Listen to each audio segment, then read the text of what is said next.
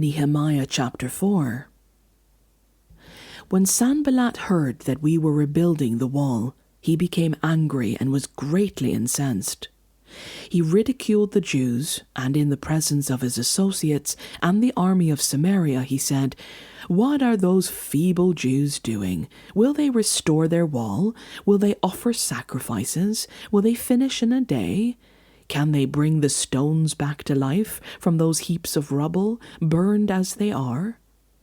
Tobiah the Ammonite, who was at his side, said, "What they are building, even a fox climbing up on it would break down their walls of stones." Hear us, O God, for we are despised.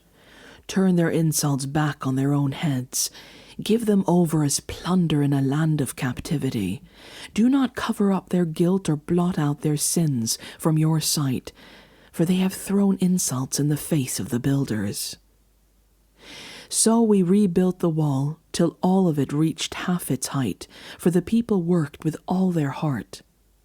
But when Sanballat, Tobiah, the Arabs, the Ammonites, and the people of Ashdod heard that the repairs to Jerusalem's walls had gone ahead and that the gaps were being closed, they were very angry. They all plotted together to come and fight against Jerusalem and stir up trouble against it. But we prayed to our God and posted a guard day and night to meet this threat. Meanwhile the people in Judah said, "The strength of the laborers is giving out, and there is so much rubble that we cannot rebuild the wall." Also our enemies said, "Before they know it or see us, we will be right there among them, and we will kill them and put an end to the work." Then the Jews who lived near them came and told us 10 times over, "Wherever you turn, they will attack us."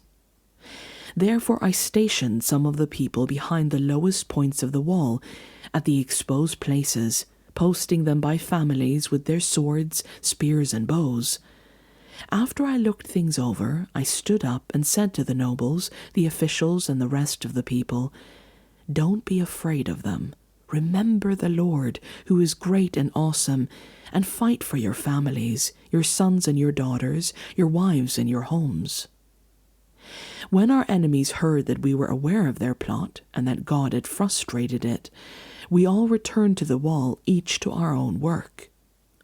From that day on, half of my men did the work, while the other half were equipped with spears, shields, bows, and armor. The officers posted themselves behind all the people of Judah who were building the wall. Those who carried materials did their work with one hand and held a weapon in the other. And each of the builders wore his sword at his side as he worked. But the men who sounded the trumpet stayed with me. Then I said to the nobles, the officials, and the rest of the people, "The work is extensive and spread out, and we are widely separated from each other along the wall. Wherever you hear the sound of the trumpet, join us there. Our God will fight for us." So we continued the work, with half the men holding spears, from the first light of dawn till the stars came out.